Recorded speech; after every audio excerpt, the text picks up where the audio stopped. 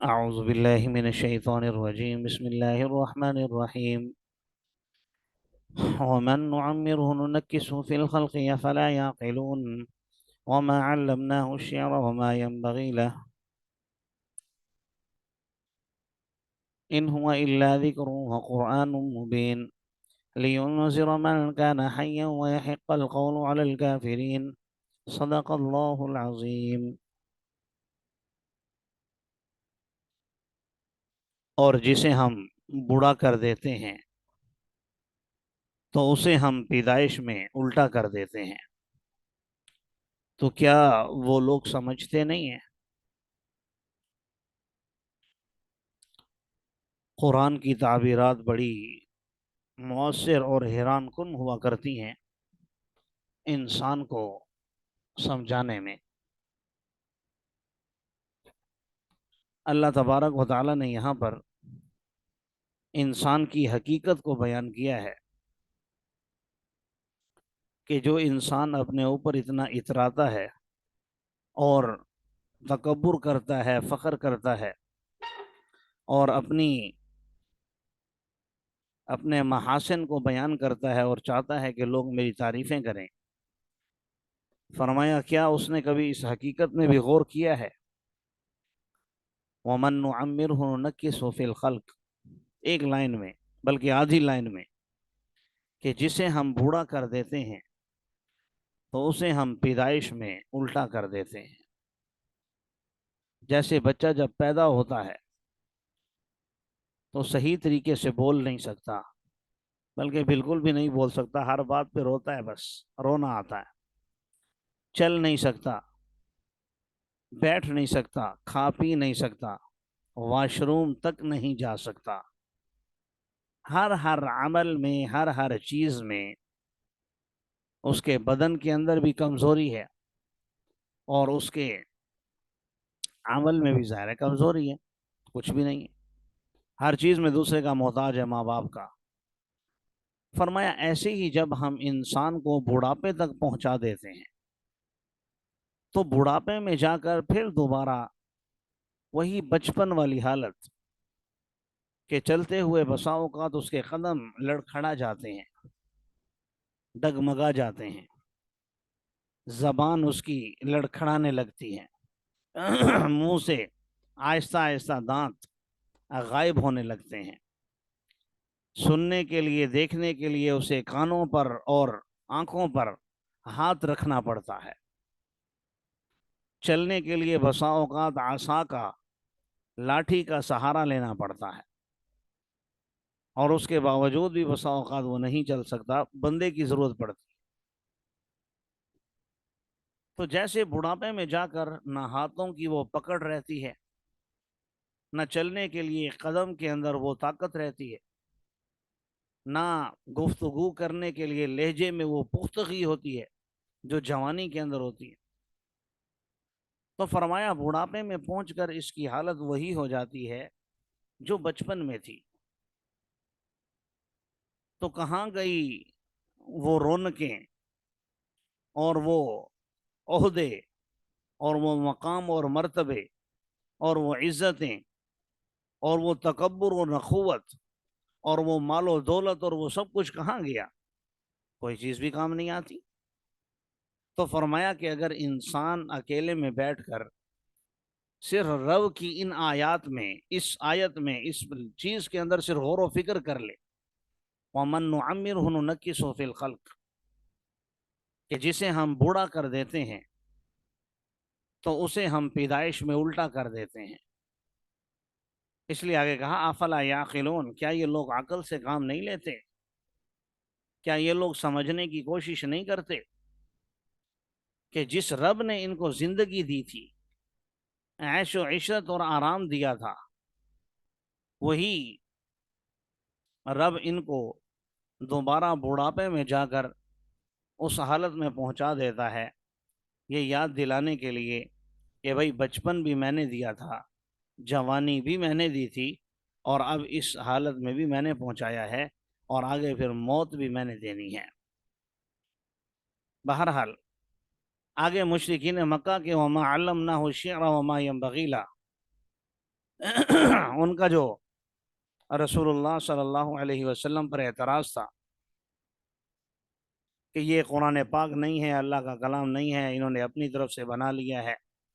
فلاں ہے فلاں ہے، تو فرمایا کہ ہم نے تو رسول اللہ صلی اللہ علیہ وسلم کو شعر و شاعری نہیں سکھائی، اور ان کی شایان شان بھی نہیں ہے، یم بغیلا، آپ کے شایان شان بھی شعر و شاعری نہیں ہے، یہ قرآن تو فقط ایک نصیحت ہے، وہ قرآن مبین، اور واضح طور پر پڑھے جانے والا کلام ہے۔ آپ جانتے ہیں مشرکین مکہ رسول اللہ صلی اللہ علیہ وسلم کو کبھی کاہن، کبھی شاعر، کبھی دیوانہ، مجنون، اور کبھی جو ہے کاہن، اور پتہ نہیں کیا کیا القابات سے نوازتے تھے، کیا کیا الزامات لگاتے تھے۔ تو ایک جو الزام تھا شاعر ہونے کا،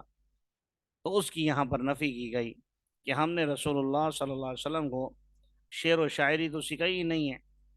ان ہوا الا وحی یوحا، وہ جو بھی آپ کو بتا رہے ہیں وہ سب وہی ہے، اللہ کا کلام ہے، اللہ کا بتایا ہوا ہے، اپنی طرف سے وہ کچھ نہیں کہتے، تو شعر و شاعری کہاں سے کریں گے؟ اور شعر و شاعری تو ہم نے ان کو سکھائی بھی نہیں، اور ان کا جو مقام نبوت ہے اس کے یہ مناسب بھی نہیں ہے۔ اچھا، یہاں میں ایک غلط فہمی کا ازالہ کرتا چلوں، شاید آپ حضرات نے پڑھا ہو یا سنا ہو یا سنے آپ زندگی میں، کہ آپ صلی اللہ علیہ وسلم نے بہت سے موقعوں پر اشعار کہے۔ مثال کے طور پر ایک جنگ کے موقع پر صحابہ کرام نے کہا، نحن الذی بایع محمد علی الجہاد ما بقینا ابدا، کہ ہم نے رسول اللہ صلی اللہ علیہ وسلم کے ہاتھ پر بیعت کی ہے، موت پر بیعت کی ہے، جب تک ہماری جان میں جان ہے، جب تک ہم زندہ ہیں، ہم لڑتے رہیں گے، ہم پیچھے نہیں ہٹیں گے۔ اور آپ صلی اللہ علیہ وسلم کو تسلی بھی دی کہ یا رسول اللہ آپ ایسا مت سوچئے، جیسے بنی اسرائیل نے کہا تھا اپنے پیغمبر سے، موسیٰ علیہ السلام سے، کہ آپ اور آپ کا رب جا کر لڑیں، ہم تو یہاں بیٹھے ہوئے ہیں، ہم ایسا نہیں کریں گے، بلکہ نحن الذی بایع محمد علی الجہاد ما بقینا ابدا، جب تک ہم زندہ ہیں ہم آپ کے ساتھ مل کر کافروں سے لڑتے رہیں گے۔ تو رسول اللہ صلی اللہ علیہ وسلم نے ان سے خوش ہو کر یہ جملہ کہا، اللہم لا عیش الا عیش الاخرہ، اللہم اغفر الانصار والمہاجرہ، اے اللہ اصل زندگی تو آخرت کی زندگی ہے، اللہم لا عیش الا عیش الاخرہ، اصل زندگی تو آخرت کی زندگی ہے،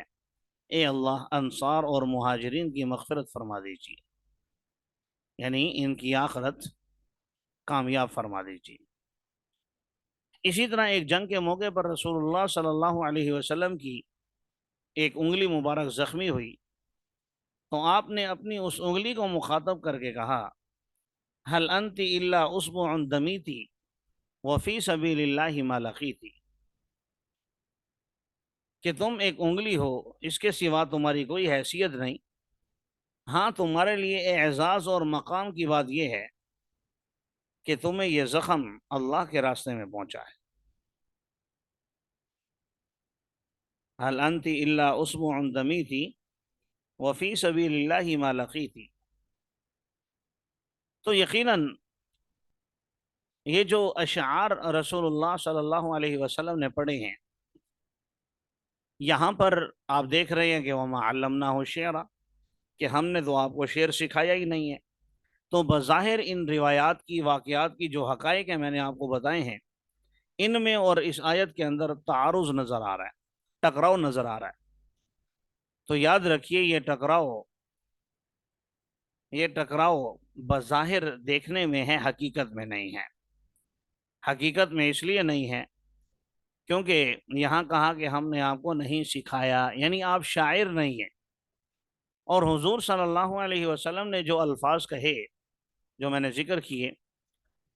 تو وہ ایسا نہیں کہ آپ نے شعر کی نیت سے کہے یا شعر آپ نے بنائے اور پھر کہے، بلکہ آپ نے بے ساختہ جو جملے کہے وہ ہم کافیہ تھے۔ ظاہر ہے فصاحت و بلاغت میں نبی سے بڑھ کر تو کوئی ہو ہی نہیں سکتا، تو آپ کے جملے کی ادائیگی ایسی تھی کہ لگا کہ وہ شعر ہے، حالانکہ آپ نے شعر نہیں کہا۔ ایک جواب یہ دیا گیا ہے اس تعارض کے حل کرنے کے لیے۔ دوسرا جواب بعض مفسرین نے یہ بھی لکھا ہے کہ بعض مواقع پر آپ نے واقعتاً اشعار پڑھے ہیں تو بھی وہ اشعار حضور صلی اللہ علیہ وسلم کے اپنے بنائے ہوئے نہیں تھے، بلکہ کسی دوسرے شاعر کے اشعار تھے جو آپ کو پسند آئے اور آپ نے پڑھے، اور اس پڑھنے میں یا سننے میں کوئی حرج نہیں ہے۔ بلکہ خود حسان بن ثابت رضی اللہ تعالی عنہ کے حوالے سے آپ جانتے ہیں کہ آپ تو ان کے لیے اپنا ممبر بسا اوقات خالی کر دیتے تھے، اپنے ممبر پر بٹھا کر ان سے شعر و شاعری سنا کرتے تھے۔ ان تین جوابوں سے ہمیں شعر و شاعری کے حوالے سے مسئلہ بھی سمجھ میں آ جانا چاہیے کہ اشعار بھی مختلف طرح کے ہوتے ہیں، یا یوں کہہ لیں کہ دو قسم کے ہوتے ہیں۔ وہ اشعار جس میں شرکیہ کلام ہو، کفریہ کلام ہو، یا عشق مجازی کے بارے میں کہا گیا ہو، یا ویسے ہی جھوٹ موٹ ہو، جیسا کہ شعراء کی عام طور پر عادت ہوتی ہے کہ کسی بھی چیز کو بیان کرنے کے لیے آسمان اور زمین کے کلابے ملا دیتے ہیں۔ جیسے ایک شاعر نے ایک بادشاہ کی تعریف کی اور تعریف میں اس نے آسمان اور زمین کے کلابے ملا دیے، بڑی تعریف کر دی کہ بادشاہ سلامت نے کہا کہ ہم آپ کو اس پر 10,000 اشرفیاں انعام دیں گے، آپ نے جو تعریف کی ہے۔ اگلے دن جب وہ شاعر انعام لینے کے لیے حاضر ہوا تو بادشاہ نے کہا کہ بھائی کس بات کا انعام؟ کہا کہ میں نے آپ کے لیے شعر و شاعری کی تھی، آپ نے کہا تھا 10,000 اشرفیاں۔ تو بادشاہ نے کہا کہ آپ نے جو تعریفیں کی تھی وہ ہمارے اندر موجود نہیں ہیں، آپ نے صرف اپنے الفاظ سے ہمیں خوش کیا تھا، ورنہ وہ حقائق نہیں تھے جو آپ نے بیان کیے تھے۔ تو ہم نے بھی آپ کو اپنے الفاظ سے خوش کیا تھا کہ 10,000 اشرفیاں دیں گے، دینا وینا ہم نے بھی کچھ نہیں ہے۔ یعنی مقصد یہ تھا جیسے آپ نے ہمیں الفاظ سے خوش کیا، ہم نے بھی آپ کو الفاظ سے خوش کیا۔ تو ایسے اگر اشعار ہوں، مذموم اشعار، تو یہ پڑھنا بھی حرام ہے، سننا بھی حرام ہے، اور یہ ناجائز ہے۔ دوسرے قسم کے اشعار وہ ہیں جو اسلامی ہوں، جس میں شاعر اسلام کو بیان کیا گیا ہو، جس میں اسلام کی خوبیوں کو ذکر کیا گیا ہو، جس میں کسی بھی انداز میں رسول اللہ صلی اللہ علیہ وسلم کی، صحابہ کرام، تابعین، تبع تابعین، علماء، صلحاء، اتقیاء، جتنے بھی بزرگان دین گزرے، ان کی تعریفات کی گئی ہوں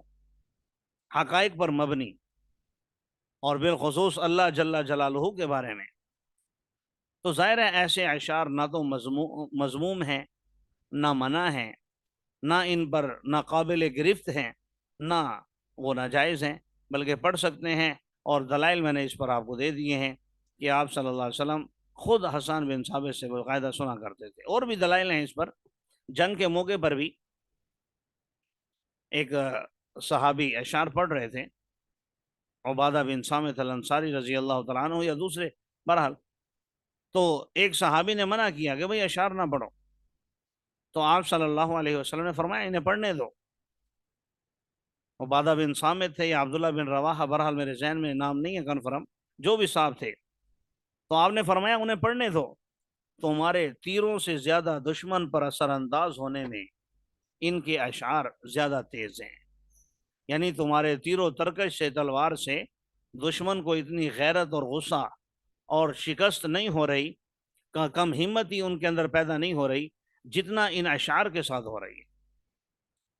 تو بہرحال آپ صلی اللہ علیہ وسلم نے اس بات کی اجازت دی کہ ایسے اشعار کہے جائیں۔ لِيُنذِرَ مَنْ كَانَ حَيًّا وَيَحِقَّ الْقَوْلُ عَلَى الْكَافِرِينَ، تاکہ ڈرائیں اس شخص کو جو زندہ ہے، یعنی دلی اعتبار سے۔ یہاں زندہ سے مراد مردہ نہیں ہے، وہ انسان نہیں ہے جو جیتا جاگتا ہو، کیونکہ کافر بھی جیتے جاگتے ہیں، مراد یہ ہے جو دلی اعتبار سے زندہ ہو، جس تک یہ حقیقت پہنچے دین اسلام کی تو وہ اس کی حقانیت کو تسلیم کرے اور اس کا طلبگار بھی ہو۔ جو طلبگار نہیں ہے، جس کا دل غفلت کا شکار ہو چکا ہے، جس کا دل سیاہ ہو چکا ہے اور وہ راہ راست پر آنا ہی نہیں چاہتا، تو اسے قرآن یہاں پر کافر بھی کہہ رہا ہے اور مردہ بھی کہہ رہا ہے کہ قول کافروں پر ثابت ہو چکا ہے۔ کیا وہ لوگ نہیں دیکھتے کہ ہم نے پیدا کیا ان کے لیے مما عاملت ایدینا، ان چیزوں میں سے جن کو ہم نے اپنے ہاتھوں سے بنایا، چوپائے، یعنی ہم نے ان کے لیے چوپائے بنائے جسے یہ سواری کے لیے بہت سے مقاصد کے لیے استعمال کرتے ہیں، اور فہم لہا مالکون، مالک ہم نے ان کو بنا دیا ہے۔ وَذَلَّلْنَاهَا لَهُمْ فَمِنْهَا رَكُوبُهُمْ، اور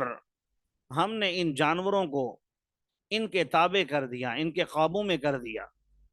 ان میں سے بعض پر ان کا سوار ہونا ہے اور ان میں سے بعض کو یہ کھاتے بھی ہیں۔ وَلَهُمْ فِيهَا مَنَافِعُ وَمَشَارِبُ، اور ان کے لیے اس میں بہت سے منافع ہیں اور پینے کا سامان بھی ہے۔ تو کیا یہ لوگ اللہ کا شکر ادا نہیں کرتے؟ وَاتَّخَذُوا مِن دُونِ اللَّهِ آلِهَةً لَعَلَّهُمْ يُنصَرُونَ، انہوں نے اللہ کو چھوڑ کر اوروں کو معبود بنا لیا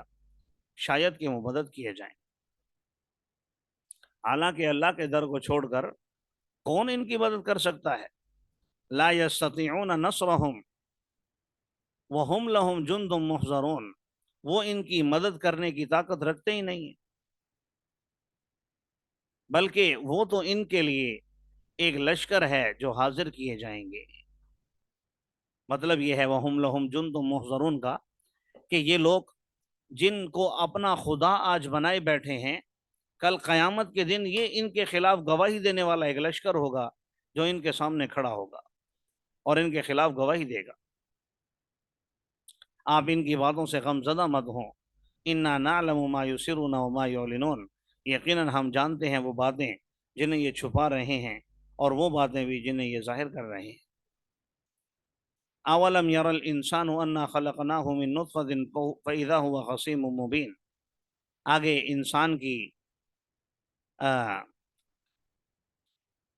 حقیقت کو گویا واضح کیا گیا ہے کہ کیا انسان نہیں دیکھتا کہ ہم نے اس کو پیدا کیا ہے پانی کے ایک غلیظ قطرے سے، فاذا هو خصیم مبین، اچانک وہ ہم سے واضح طور پر جھگڑا کرنے لگا اور ہمیں مثالیں بیان کرنے لگا اور اپنی پیدائش بھول گیا اور کہنے لگا من یحیی العظام وہی رمیم، کون اسے زندہ کرے گا اس ہڈی کو حالانکہ وہ تو بوسیدہ ہو چکی ہے، گل چکی ہے۔ یہ ایک شخص تھا، رسول اللہ صلی اللہ علیہ وسلم کے پاس ایک ہڈی اٹھا کر لے آیا اور مذاق اڑانے لگا کہ یہ کیسے زندہ ہوگا، تو یہ آیات نازل ہوئیں کہ بھئی اللہ قادر ہے، اسے وہی زندہ کرے گا جس نے پہلی مرتبہ پیدا کیا ہے۔ یحییھا الذی انشأھا اول مرہ، بتا دیجئے کہ اسے وہی ذات زندہ کرے گی جس نے پہلی مرتبہ پیدا کیا ہے۔ وَهُوَ بِكُلِّ خَلْقٍ عَلِيمٌ، اور وہ ہر چیز کی تخلیق کو، بناوٹ کو جاننے والا ہے۔ وہی ذات ہے جس نے تمہارے لیے سبز درختوں سے سرخ آگ کو پیدا کیا، اچانک تم اس سے آگ کو جلاتے ہو۔ یعنی بتانا یہ چاہ رہے ہیں کہ آگ اور درخت کا آپس میں کیا جوڑ ہے؟ آگ الگ جنس ہے اور لکڑی یعنی درخت الگ جنس ہے، لیکن اللہ کی ذات وہ ہے جو سبز درختوں سے آگ کو پیدا کرتا ہے۔ کیا وہ ذات قادر نہیں ہے جس نے آسمان اور زمین کو بنایا اس بات پر کہ ان کی مثل کو پیدا کر دے، یعنی ان جیسے اور بنا لے؟ بتانا یہ چاہ رہے ہیں کہ پہلی مرتبہ کسی چیز کو بنانا مشکل ہوتا ہے، تمہارے ذہنوں کے مطابق اللہ کے لیے تو کوئی مشکل نہیں، تو جس ذات نے پہلی مرتبہ ان سب چیزوں کو بنایا وہ دوسری مرتبہ بھی بنا لے گا، کیوں نہیں؟ وہ تو ہر چیز کو پیدا کرنے والا ہے، ہر چیز کی تخلیق کو جاننے والا ہے، اور بنانے کے لیے انما امرہ اذا اراد شیئا، اسے کسی اسباب کی محتاجی نہیں ہے، اللہ کو کسی مٹیریل کی ضرورت نہیں ہے، اللہ تو بس ارادہ کرتا ہے کسی چیز کا اور اسے کہتا ہے کن ہو جا، وہ ہو جاتا ہے۔ پاک ہے وہ ذات جس کے قدرت میں ہر چیز کی بادشاہت ہے۔ وَإِلَيْهِ تُرْجَعُونَ، اور یاد رکھو ایک دن تم اسی ذات کی طرف لوٹا دیے جاؤ گے۔ اللہ تعالی ہمیں یہ باتیں سمجھنے کی اور ان پر عمل کرنے کی توفیق عطا فرمائے۔